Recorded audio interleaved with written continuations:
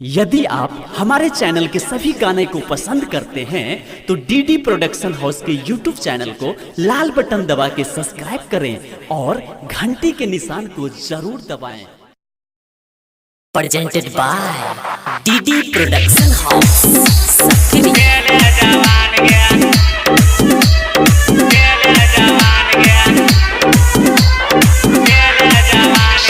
Music by DJ Umesh Sukhipur Bazar. रहले नहीं गोरी नादान तू तब गेले जवान गया।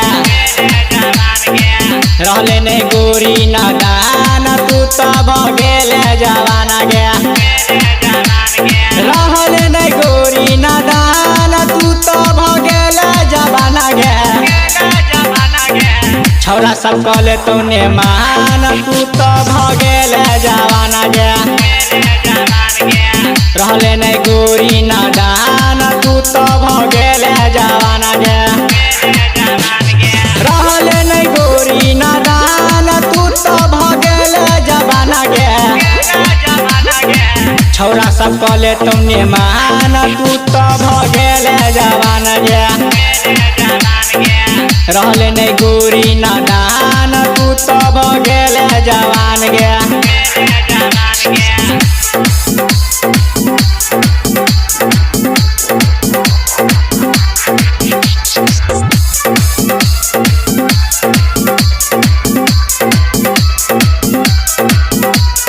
Music by DJ Umesh Sukhipur Bazar. कने छा छोटे छोटे घघरी कैला बने छा लबरी। तू घूमे छा बाजार में कोई मर दे तो कनखी। कने छा छोटे छोटे घघरी कैला बने छा लबरी। घूमे छा जफरा बाजार में कोई मर दे तो कनखी। देखे तू सबके मुस्कान कहियो भौजे तो बवाल गया। रहले नहीं गोरी नादान तू तब गेले जवान गया।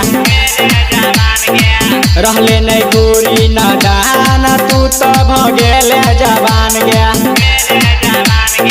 रहले नहीं गोरी नादान तू तब गेले जवान गया।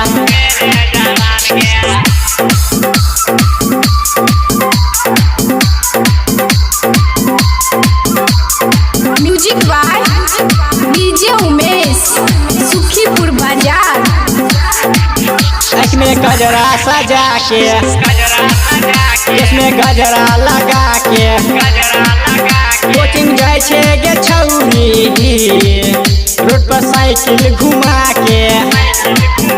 इसमें गजरा लगा के इसमें गजरा सजा के कोचिंग जाए छे गे छौरी रोड पर साइकिल घुमा के। देख के छो सब परेशान एना करे नहीं गुमान गया। रहले नहीं गोरी नादान तू तब गेले जवान गया। रहले नहीं गोरी नादान तू तब गेले जवान गया।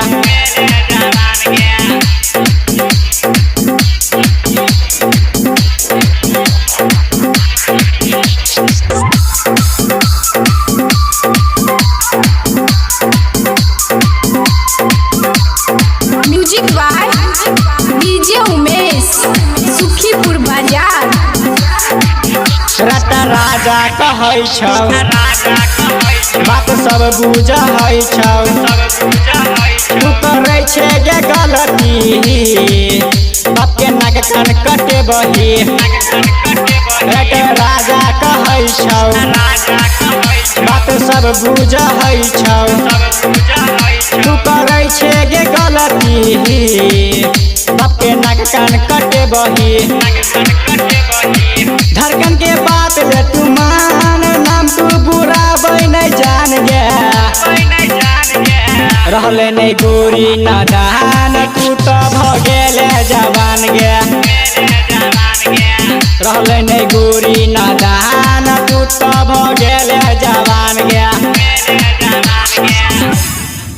Recording by DD production house Sakri 97 084 45 722।